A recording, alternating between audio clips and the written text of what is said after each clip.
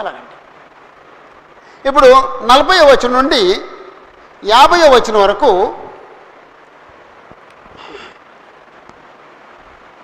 7:40 నుండి 50 వరకు యేసు ప్రభు ఒక ఉపమానం చెప్పారండి. యేసు ప్రభు ఒక ఉపమానం చెప్పారండి. ఇద్దరు రుణస్థుల ఉపమానం. ఇద్దరు రుణస్థుల ఉపమానం యేసు ప్రభు చెప్పారు. 40వ వచనం నుండి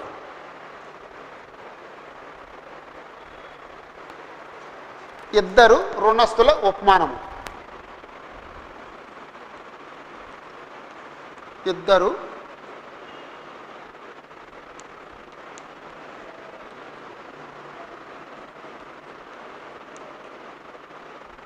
ఉపమానము. ఇద్దరు రుణస్థుల ఉపమానము. ఓకే.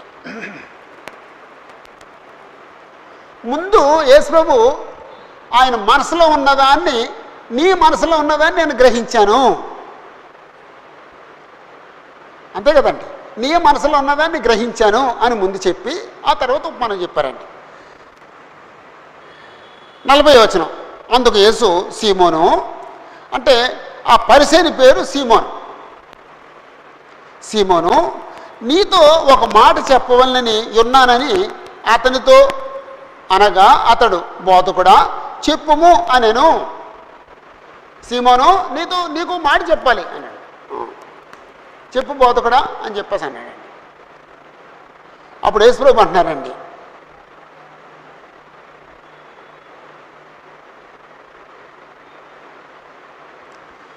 41వ వచనం నుండి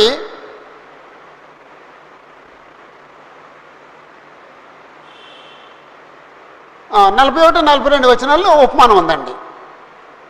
ఆ తర్వాత దాని వివరణ ఉందండి. ఏంటి ఉపమానం ఏంటంటే, అక్కడ 41వ వచనం దగ్గర ఉపమానము అని రాసుకోండి, లేకపోతే ప్యారబుల్ పి అని రాసుకోండి, అది ఉపమానం. ఇద్దరు రుణస్థులు ఉపమానం.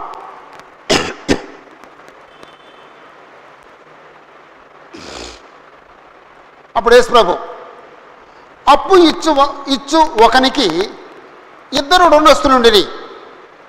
వారిలో ఒకడు 500 ధ్యానారములను మరొకడు 50 ధ్యానారములను అచ్చి ఉండిరి. ధ్యానారము అని చెప్పేసి అంటే అక్కడ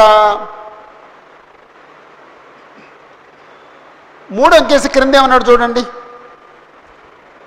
ఒక ధ్యానారము ఇంచుమించు ₹1/2 అన్నాడండి. ఇప్పుడు 500 ధ్యానాలంటే ₹250 అప్పున్నాడండి. 50 ధ్యానాలంటే ₹25 అప్పున్నాడండి. అంటే 10 కంటే ఇప్పుడు చాలా తక్కువ. మరి అప్పుడు ఆ కాలంలో ₹25 అంటే చాలా ఎక్కువ, ₹250 అంటే చాలా ఎక్కువ. ఓకే. ఒక ఆయన ఉన్నాడు, ఆయనకి ఇద్దరు రుణస్థులు ఉన్నారు. ఒక అతనేమో 500 ధ్యానారాలు అప్పున్నాడు, లేకపోతే ₹250 అప్పున్నాడు. ఇంకొక ఆయనేమో ₹25 అప్పున్నాడు, అంటే 50 ధ్యానారాలు అప్పున్నాడు. ఆ ఇద్దరి దగ్గర అప్పు తీర్చడానికి ఏమీ లేవు. అంచేత వాళ్ళు వచ్చి, అయ్యా మేము తీర్చలేము అన్నారు. అప్పుడు యజమాని ఏమన్నాడంటే క్షమించాడు. ఆ అప్పు తీర్చుటకు వారి యొద్ద ఏమీ లేకపోయిన కనుక అతడు వారిద్దరిని క్షమించెను. అప్పున్నారు, క్షమించేశారు. క్షమించడం చాలా కష్టం కదండి. ఇప్పుడు ₹50 ఇవ్వాలి, ఇంకొద్దులే అంటాం చాలా కష్టమండి. ₹1000 అప్పున్నాడు, వద్దులే అంటాం చాలా కష్టమండి. ₹1,00,000 అప్పున్నాడు, వద్దులే అంటాం చాలా కష్టమండి. కానీ వద్దులే అన్నాడండి. ఓకే. ఉపమానం చెప్పేసిన తర్వాత ఆ పరిసయ్యునికి యేసు ప్రభు ప్రశ్న వేశారండి. ఏం ప్రశ్న వేశారు? కాబట్టి వీరిలో ఎవడు అతని ఎక్కువగా ప్రేమించనో చెప్పుమని అడిగాను. ఇద్దరు రుణస్థుల్లో ఈ రుణస్థులు ఇద్దరిలో ఎవరు ఆ యజమానిని ఎక్కువ ప్రేమించారు అన్నాడండి. కొంచెం తెగమగ్గా ఉన్నట్టుంది ప్రశ్న.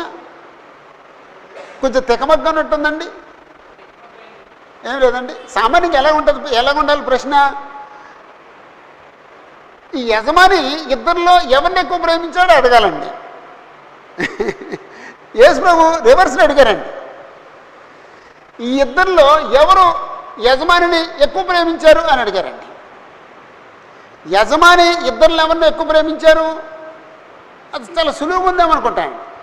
ఇక రివర్స్లో అడిగారండి. ఈ ఇద్దరిలో ఎవరు యజమానిని ఎక్కువ ప్రేమించారు అని అడిగారండి. కానీ ఆయన కొంచెం తెలివిగలడండి. ఎవరు? పరిసయ్యుడు. భోజనం పిలిచిన పరిసయ్యుడు తెలివిగలడండి.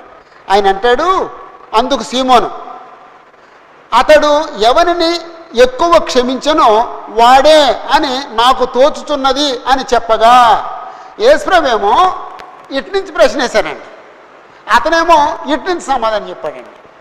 గమనించండి. కాబట్టి వీరిలో ఎవడు అతని ఎక్కువగా ప్రేమించునో చెప్పు, అతడు ఎవరిని ఎక్కువ క్షమించునో వాడే. గమనించారు కదండి. యేసుప్రభువేమో ఇటు నుంచి ప్రశ్న వేశారు, సీమోనేమో అటు నుంచి సమాధానం చెప్పాడండి. కానీ యేసుప్రభు అంటున్నారు, నీవు సరిగా యోచించితివి అని అతనితో చెప్పి. నేనైతే అంటే తెలుసండి, అసలు నేను అడిగింది ఏంటి, నువ్వు చెప్పేదేంటి, ప్రశ్న మళ్ళా చేస్తాను, మళ్ళా విను అంటానండి. నేనైతే యేసుప్రభు అనరండి. అంత మంచి గుణం అండి యేసుప్రభుది, అంత మంచితనం అండి యేసుప్రభుది. యేసుప్రభు అనరండి, నువ్వు సరిగా సమాధానం చెప్పావు అని. అప్పుడు నిర్మోహమాటంగా అక్కడున్న పరిస్థితిని వివరించారండి. గల యేసుప్రభు ఇక్కడ వివరించిన దాన్ని మనం ఎవరు వివరించలేమండి. నువ్వు నన్ను పిలిచావు, నా కాళ్ళకి నీళ్ళు ఇచ్చావా, ఆ చేతులు ముఖం తుడుచుకుంటే టవల్ ఇచ్చావా, నన్ను షేకండ్ ఇచ్చి తీసుకెళ్ళావా అని అడుగుతామని మనం అవి కడుపులో అలా ఉంచుకుంటామండి. ఆ కుళ్ళు అలా కడుపులో ఉంచుకుంటామండి. యేసుప్రభు కడుపులో ఉంచుకోరండి. అది మీరైతే మాట్లాడతారు బ్రదర్, అలాగా పిలిచిన వాళ్ళతో మిమ్మల్ని భోజనం పిలిచిన వాళ్ళతో అలా మాట్లాడతారండి. నేను మాట్లాడినండి, కానీ మనసులో ఉంచుకుంటానండి. కానీ యేసుప్రభు నిర్మోహమాటంగా అది యేసుప్రభు క్యారెక్టర్ అండి. నిర్మోహమాటంగా మాట్లాడతారండి, మనసులో ఏమి ఉంచుకోరండి. ఆయనకి చెప్పాల్సింది చెప్పేశారండి. ఏంటి చెప్పారంటే 44వ వచనం, ఆ స్త్రీ వైపు తిరిగి సీమోనుతో ఇట్లా, నేను ఈ స్త్రీని చూచున్నవే, నేను నీ ఇంటిలోనికి రాగా నీవు నా పాదములకు నీళ్ళు ఇయ్యలేదు. అంటే వాళ్ళ సాంప్రదాయం ఏమంటే ఎవరైనా వచ్చినప్పుడు నీళ్ళు ఇవ్వటం, కాళ్ళు కడుక్కోవటానికి నీళ్ళు ఇవ్వటం. పూర్వం ఇచ్చేవాళ్ళు కదండి. పూర్వం ఎవరింటికి వచ్చినా కాళ్ళు కడుక్కుంటే నీళ్ళు ఇచ్చేవారండి, బకెట్ బయట పెట్టేసేవారండి. ఆ తర్వాత అదేది టవల్ పట్టుకుని నిలబడేవారండి. వాళ్ళు కాళ్ళు చేతులు కడుక్కున్న తర్వాత మొంగ కడుక్కున్న తర్వాత టవల్ ఇచ్చేవారండి. అది మర్యాద అండి బ్రదర్. ఇప్పటికీ మర్యాదేనండి, కానీ ఇప్పుడు చేయట్లేదు మనం ఎవరు. పల్లెల్లో ఉంటుంది, ఇప్పటికీ పల్లెల్లో ఉంటుంది, టౌన్లో తగ్గిపోయిందండి. చెప్పేసుకొచ్చాం కదా, కాళ్ళు కడుక్కోక్కర్లేదు, కారులోనే వచ్చాం, ముఖం కడుక్కోక్కర్లేదు అంటున్నారండి. ఇప్పుడు ఎక్కడ ఎలాగొచ్చినా సరే కాళ్ళు కడుక్కునేవారండి, ముఖం కడుక్కునేవారండి. వాళ్ళు ఇచ్చే టవల్తో అది మర్యాద అనమాట అండి, అంతే. ఒకటి, నేను నీ ఇంటికి వచ్చినప్పుడు నీవు నా పాదములకు నీళ్ళు ఇయ్యలేదు. అప్పుడు కంపేర్ చేస్తున్నారు. ఆమె అయితే కన్నీళ్లతో తుడిచింది, ఎవరో కన్నీళ్లతో తుడవరు, కన్నీళ్లతో తడపరు కాళ్ళు. ఆమె కన్నీళ్లతో తడిపింది, నువ్వేమో కాళ్ళకు నీళ్ళు ఇవ్వలేదు నువ్వు. 2, ఈమె తన కన్నీళ్లతో నా పాదములను తడిపి తన వెంట్రుకలతో తుడిచెను, నీవు నన్ను ముద్దు పెట్టుకొనలేదు. కానీ నేను లోపలికి వచ్చినప్పటి నుండి ఈమె నా పాదములు ముద్దు పెట్టుకొనుట మానలేదు. నువ్వేమో నన్ను కౌగిలించుకోలేదు. నువ్వు సరిపోయికి రా.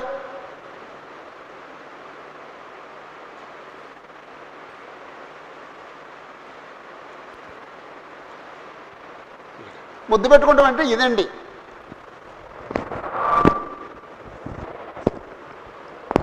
ఇలాంటి ముద్దు పెట్టుకుంటాం అంటే అంతేనా? అలాగే అంటే ఎవరైనా ఇంటికి వస్తే అలా కౌగులించుకుంటూ ముద్దు పెట్టుకుంటాం అనమాట అండి. కూర్చో అంటే ఇక్కడ మాత్రం కాళ్ళకి అనే ముద్దు పెట్టుకుందండి కాళ్ళని. అసలు యాక్చువల్గా నేను పిలిచిన తర్వాత ఏం చేయాలంటే కాళ్ళు కడుక్కొని నేను నీళ్ళు ఇచ్చి యేసుప్రభుని ఇలాగా హత్తుకోవాలి, కౌగులించుకోవాలండి. ముద్దు పెట్టుకుని అప్పగించాడు ఇస్కరియోతు అంటే ఇలా కౌగులించుకుని అప్పగించాడు అనమాట అండి. ఒకరినొకరు పవిత్రమైన ముద్దు పెట్టుకుని అన్నాడండి. పవిత్రమైన ముద్దు పెట్టుకుని ఇలా కౌగులించుకుని అన్నమాట అండి.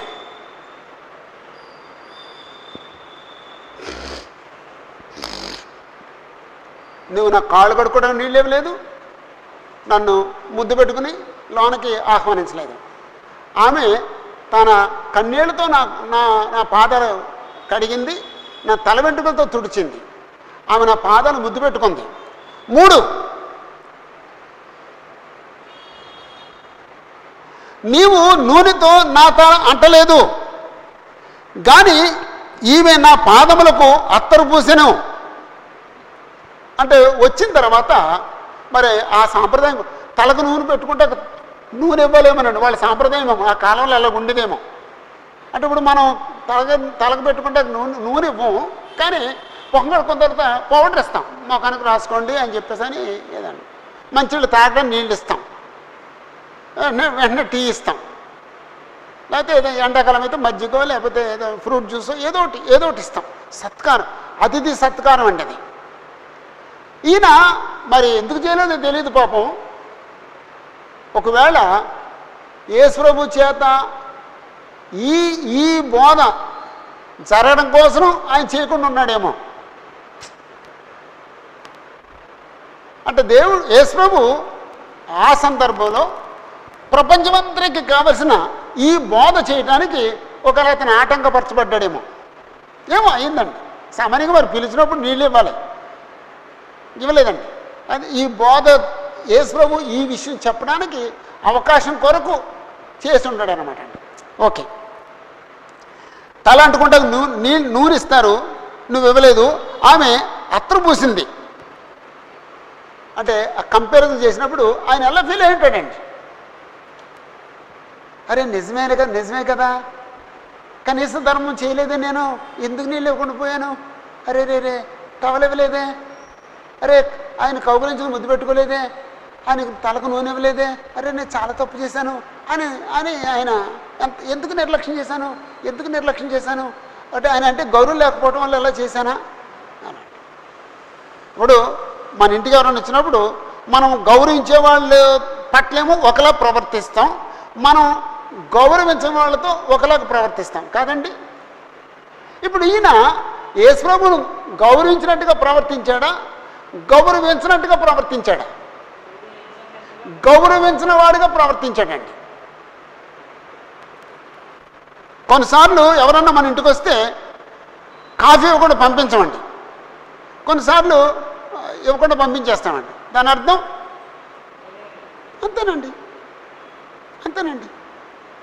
కొన్నిసార్లు లోనకి తీసుకెళ్తామండి, కొన్నిసార్లు బయట నుంచే పంపించేస్తామండి. తేడా ఉంటుందండి. కొన్నిసార్లు ద బెస్ట్ పెడతామండి, కొన్నిసార్లు తక్కువ పెడతామండి. ఆ వ్యక్తి పట్ల మనకుంటే గౌరవాన్ని బట్టి మనం ప్రవర్తిస్తామండి.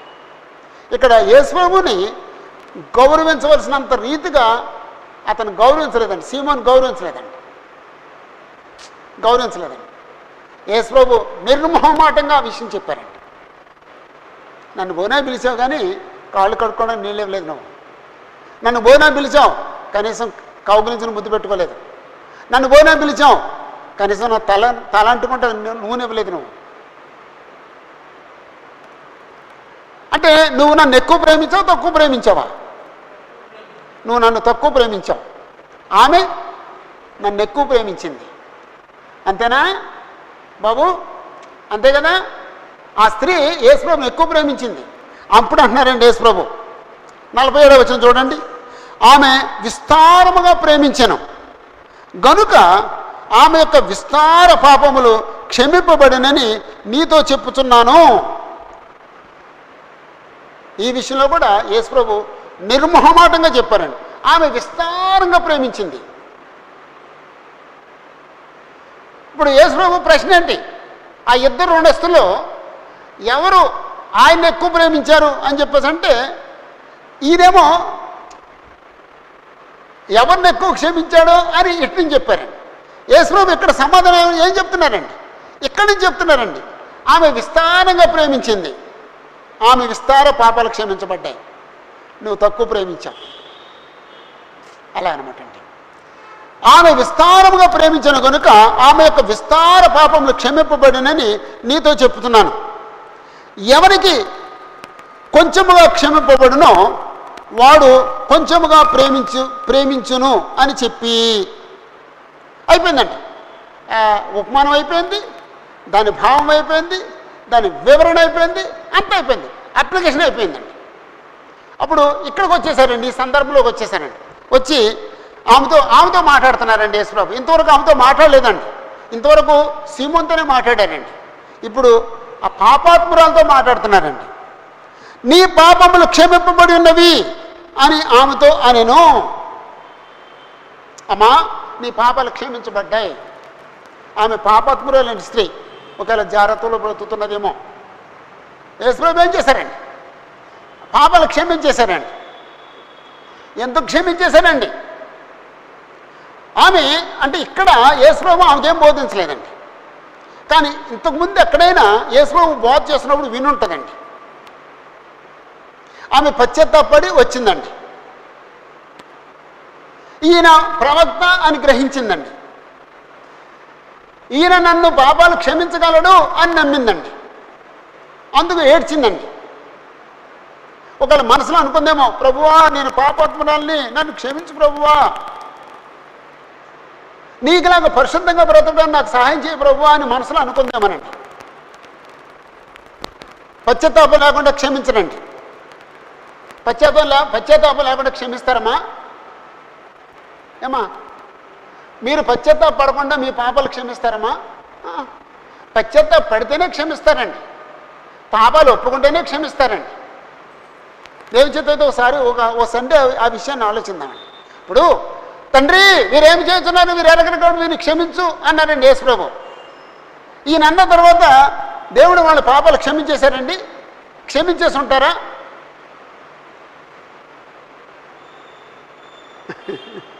యేసుప్రభు సిలువ మీద ఇదిగో వీళ్ళు ఈ నలుగురు నన్ను సిలువేశారు, వీళ్ళు పాపం క్షమించు అన్నారండి. దేవుడు వాళ్ళ పాపాన్ని క్షమించేస్తారండి? వాళ్ళు పశ్చాత్తాపడకుండా క్షమించేస్తారండి? పశ్చాత్తాపడితేనే క్షమిస్తారండి.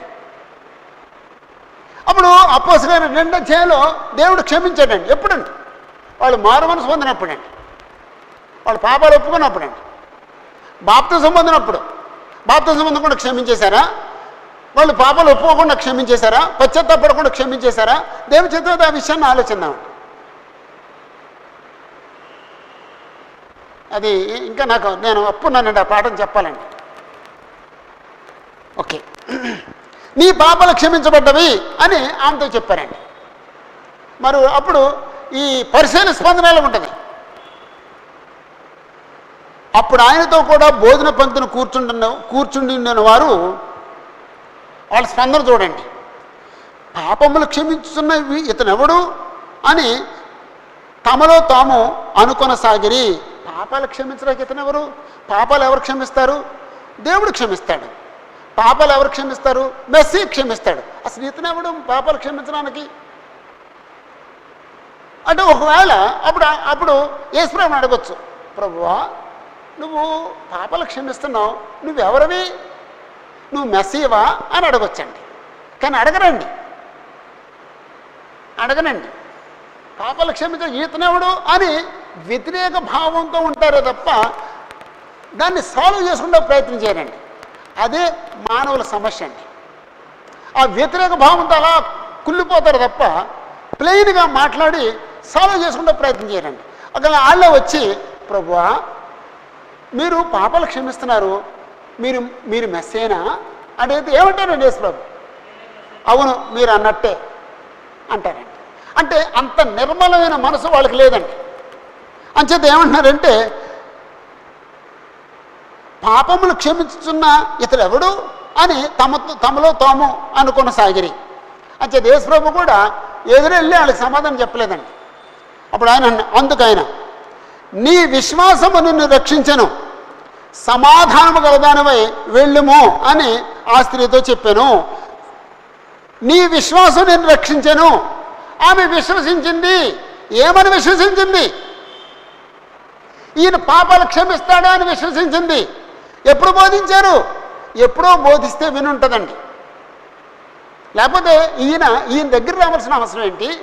ఆ కన్నీళ్లతో పాదాలు కడగవలసిన అవసరం ఏంటి? తల వెంట్రుకలతో తొడవలసిన అవసరం ఏంటి? ముద్దు పెట్టుకోవాల్సిన అవసరం ఏంటి? అత్తరు పూయవలసిన అవసరం ఏంటి? ఏడవలసిన అవసరం ఏంటి? కాబట్టి ఇంతకుముందే విన్నది, విశ్వసించింది. అప్పుడు అంటున్నారండి, నీ విశ్వాసం నిన్ను రక్షించింది.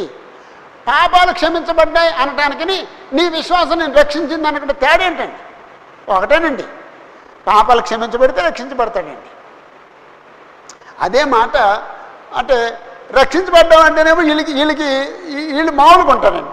పాపాలు క్షమించబడ్డాయంటేనే ఈ నెల కట్టినట్టు అంటే అది అంటే అర్థం అవుతే ఓ పదమేమో వాళ్ళకి అర్థమవుతుంది, ఓ పదం వాళ్ళకి అర్థం కాదు.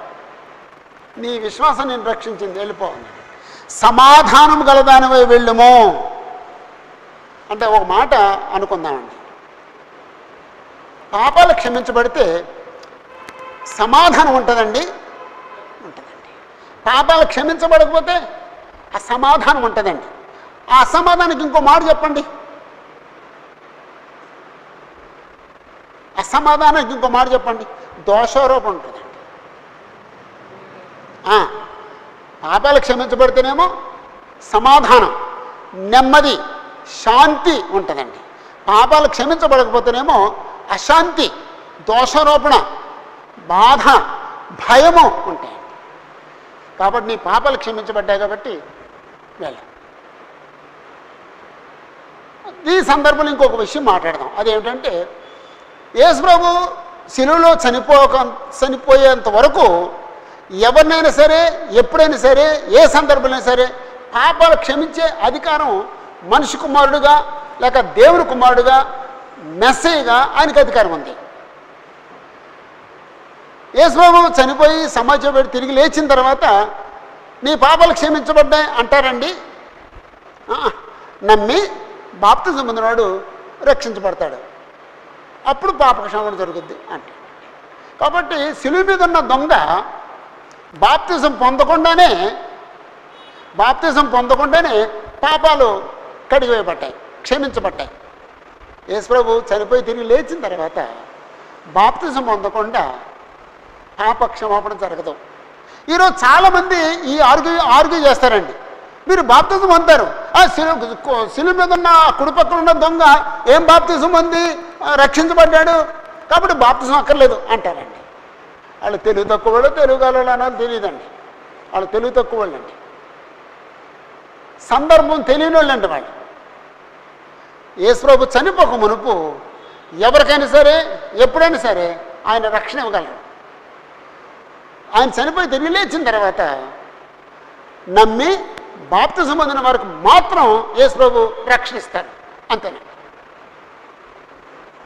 ఓకే, కాబట్టి ఈ పేరాకి ఏం పేరు పెట్టుకుందామండి? 40 వచనం నుండి 50 వచనం వరకు ఇద్దరు అదే రాసేసుకున్నాడు. ఇద్దరు రెండస్తుల ఉపమానం, దాని వివరణ ఎంత నిర్మోహటంగా చెప్పారండి యేసుప్రభు. అది యేసుప్రభు అండి. అంటే ఉపమానం చెప్పారు, ఆయన పిలిచిన సీమోనికిని అత్తరు పూసిన పాపాత్ములు అనుకుంటే ఆ వ్యత్యాసం చెప్పారు. ఆ తర్వాత ఆమె పాపాలు క్షమించబడ్డాయి అనే సంగతి చెప్పారు. సీమోనికి ఆ మాట చెప్పారండి. ఇంతకీ భోజనానికి పిలిచి భోజనం పెట్టిన సీమోనితో నీ పాపాలు క్షమించబడ్డాయి అని యేసుప్రభు చెప్పారండి? చెప్పలేదండి. మరి ఎవరు చెప్పారండి? ఆ స్త్రీకి చెప్పారండి, తగ్గించుకున్నావు చెప్పారండి. నేను పరిచయుణ్ణి, ఈయన ఎవరో చూద్దాం అని పిలిచాడనమాట అండి. ఆయన పరిచయులాగా ఉన్నాడండి. ఆమెమో నేను పాపాత్మురాల్ని, ఆయన మెస్సయ్య, ఆయన దగ్గర నా పాపాలు ఒప్పేసుకుంటే ఆయన నన్ను క్షమిస్తారు అని నమ్మి క్షమాపణ పొందండి. ఆమె యేసుప్రభుని ఎక్కువ ప్రేమించింది, ఎక్కువ క్షమాపణ పొందింది. ఈయన భోజనం పెట్టడం వరకునే పిలిచాడు, భోజనం పెట్టి పంపించేశాడు. యేసుప్రభు ద్వారా ఏమీ మేలు పొందలేదండి. ఒకవేళ యేసుప్రభు భోజనం పెట్టిన ఆ భాగ్యం దక్కిందండి ఆయనకి. ఒకవేళ తర్వాత ఏమని విని ఆయన రక్షించబడ్డాడేమో నాకు తెలియదు, అంటే మరి ఇక్కడ రాయలేదు. తర్వాత ఒకవేళ యేసుప్రభుని నమ్మి బాప్తిజం పొంది రక్షించబడ్డాడేమో తెలియదు. కానీ ఆ సంభాషణ మాత్రం ఆయనకు మేలు చేస్తుంది. ఆయన తప్పు అని తెలుసుకునే అవకాశం దొరికింది.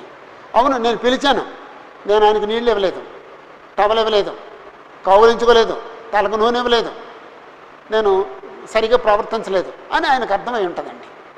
తర్వాత రిలైజ్ చేయడమో తెలీదు. బైబిల్లో మళ్ళీ తర్వాత సంగతి రాయలేదండి.